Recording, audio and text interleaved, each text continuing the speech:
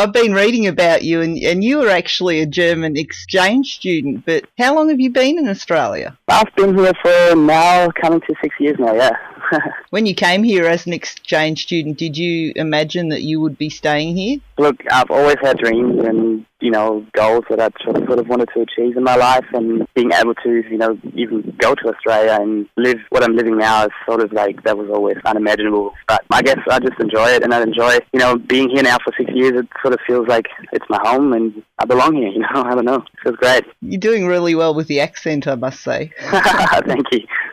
I'm trying my best. But then you have, since you came here, other than being a student and joining Dream on Dreamer, you've travelled the world now. Yeah. About 4 years ago, we started Dream on Dreamer. We were all in local bands before, and then as my English got a little better and stuff, and I started a new band and with a couple of friends, and we called it Dream on Dreamer, and it kind of, it works. Yeah, you guys, I don't know when you last had a break, but you certainly haven't had one over Christmas. We had a bit of a break last year, actually, because there was a lot of circumstances that we had to work around, and sort of, things that sort of made us bigger and stronger in the end. But there was a bit of a break going on, and I spent a bit of time overseas as well with my family last year, and and then the Christmas break that we just had as well, and we just can't wait to go back out again and keep doing what we do.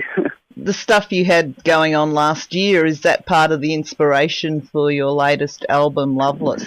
No, that happened after our Loveless album was already released and produced and stuff, and what actually happened was our drummer had suffered from cancer, and he spent a couple of months in hospital and stuff, and we were unable to sort of tour because we had to look after his health and make sure that he was okay. And then we did one tour without him where we had the replacement drummer, but obviously it's, it was already, we're not a band to do that sort of thing. So, yeah, it's sort of, now the new album that we're actually working on will sort of be a more, we'll sort of have an influence on just the times that we sort of overcome and stuff like that. So it's going to be interesting. Yeah.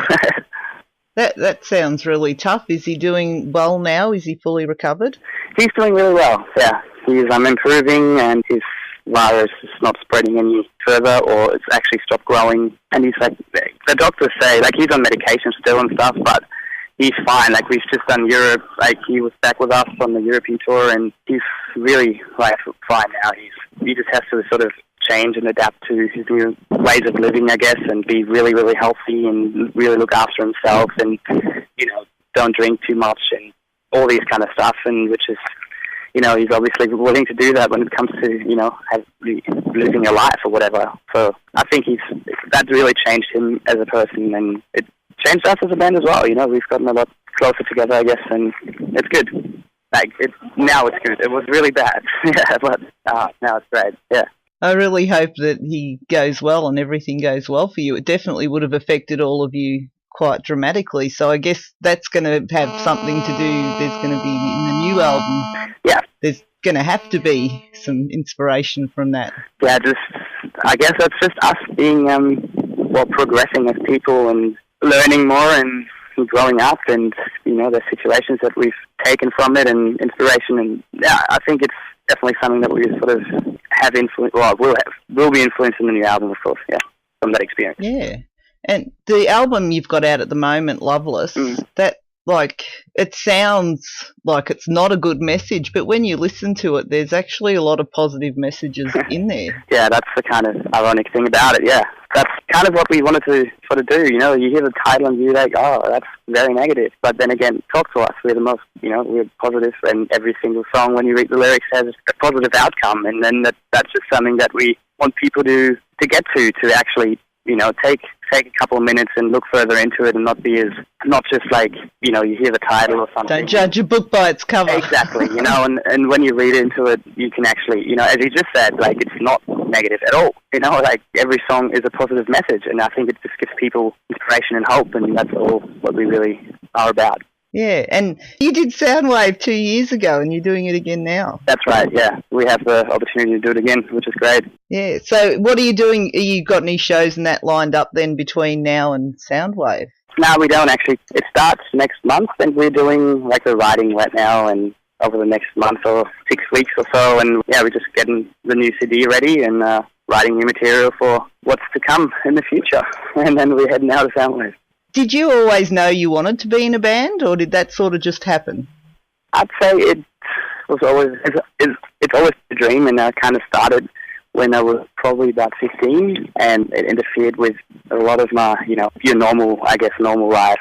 Well, I was still in school back then and stuff, and Germany is pretty strict and pretty, everything's pretty structured and stuff. And if you join a band, you either do it for like a hobby or something, but if you want to make a career out of it, it takes a lot of sacrifices. And I was always sort of willing to give up on what I had, I guess, and because I was open for. Well, I was just following my dreams, and it's my life, and I want to make the most of it, kind of thing. And I was always into art and stuff like that, so I felt like music, art sort of relates anyway. And it just, I guess something along those lines was always sort of on my radar, and I kind of just kept going and followed it. And here we are, I guess. I don't know.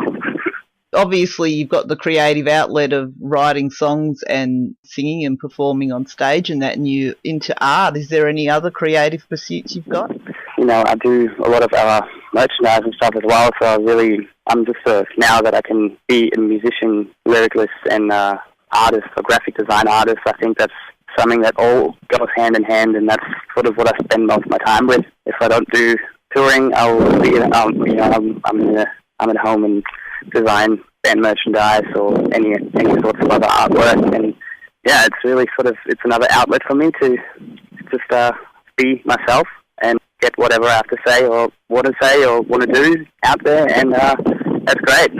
You guys, you've done so well, really, in a short time. You've only got together in 2009, and you've toured the world. You signed to Unified, who are a brilliant record label who support their bands a lot. You've toured with a lot of big artists, done the top festivals and that in Australia. You've probably done a few festivals overseas as well. What do you dream about now? I guess it's hard to tell because, when I first moved to Australia, I had a dream of playing a show in Australia. Now it's just gotten to a point where you said, we get to see the world doing it. And I think the next one will be, we've been to Europe and did support tours and stuff like that, and I think the next step would be to go to Europe or any other places in outside Australia that we have the strength to headline the tour. I think that's the next sort of goal that we have, that we'll be able to pull people and have a fan base not only in Australia, and that's what we're building on right now. And I think by the time, if it ever gets to that point where we can do that, I think that's another great goal that we will have achieved, and that's what we're aiming for, to be able to just expand more even, to gain more fans and be successful, I guess, with music, to write more CDs, to write new albums and stuff, just to stand out as well from the music scene that we are in or something, to sort of be a bit of a standout artist. And I don't know, we just want to become Dream on Dreamer even more, you know what I mean? We want to be as unique as possible, and that's very hard these days because there's a lot of bands that are sounding the same, a lot of, they stand for the same things and stuff like that, and we really hope that we are a band that sort of separates themselves a little bit, and I think moving further and further towards that goal, I think that's the next big step for us. Yeah, well, your name says it all. You can dream as big as you want, nothing short of world domination, I guess. Yeah, that's right. So, and I should give out your Facebook address is facebook.com/Dream on Dreamer Band, which just so happens to be your website address too, dreamondreamerband.com. Exactly, yeah. And you have the album Loveless available now. It's in JB, as well as you can get it online if you go to the website. Yeah, you can get it anywhere, iTunes and stuff as well. Yeah. And Soundwave, who are you most looking forward to seeing at Soundwave? There's a band called Process, which is made up of Sheena Moreno, which is the frontman of the band The Deftones. And they're one of my favorite bands, always have been, and that's his side project, which I really, really like. Like, it's music that I think that's just inspiring to me personally. So I'm really looking forward to Cod Crosses the most. And then, I'm also excited to see the band that we just recently toured with at I Remember, because they're good dudes and massive band, and it's just great to see people like that succeed and become as huge as they are. And I'm actually looking forward to see Green Day, because I remember I had my first ever album that I had was a Green Day CD called Dookie. I think it was 94 or 96, can't remember.